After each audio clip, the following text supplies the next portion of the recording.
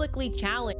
Here's some explosive news for you that I can now, beyond a shadow of a doubt, confirm. Putting my name on this. Not only can I confirm this, but I can publicly challenge the very Zionist occupied Trump administration, who is aware of this, to deny it, to come out and say, no, that's not true. Okay?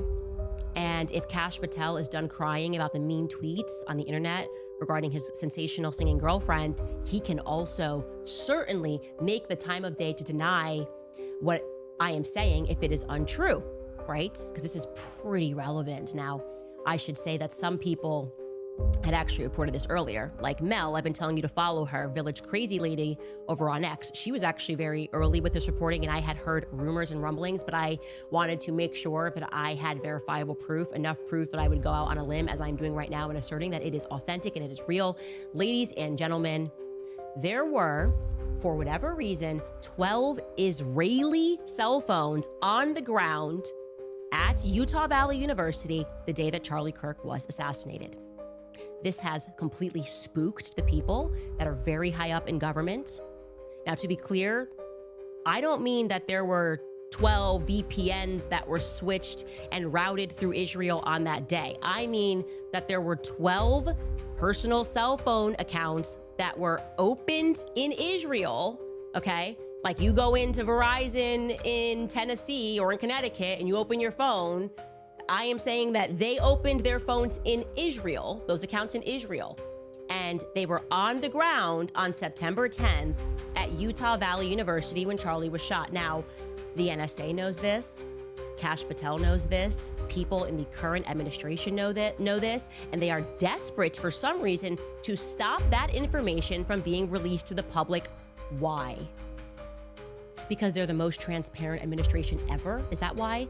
Is this like Jeffrey Epstein transparency that we're getting? Because that's what it feels like. It always seems that on the topic of this one nation that's only the size of New Jersey and has done nothing wrong ever and was truly the greatest friend to Charlie right up until the very end, never put any pressure on him, suddenly everybody abandons their values. True friends of Charlie Kirk, right? Standing on that stage, giving him a speech, hiding this. Now, what would be the reason that they wanted to keep that information under wraps? And why does it have people at the very top spooked? If there's nothing to hide, then there's nothing to hide, okay? If there's nothing to hide, then there's nothing to hide. Now, let's play devil's advocate. And to be clear, we are now advocating for the devil when we do this. Maybe the cell phones belonged to some exchange students. It's possible.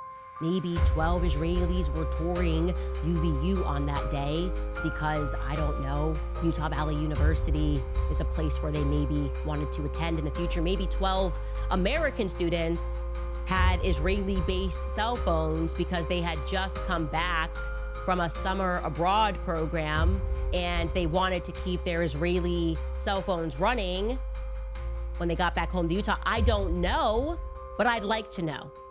In fact, we need to know the answer to this question. Why are they hiding this information? And why and who did those 12 Israeli cell phones belong to?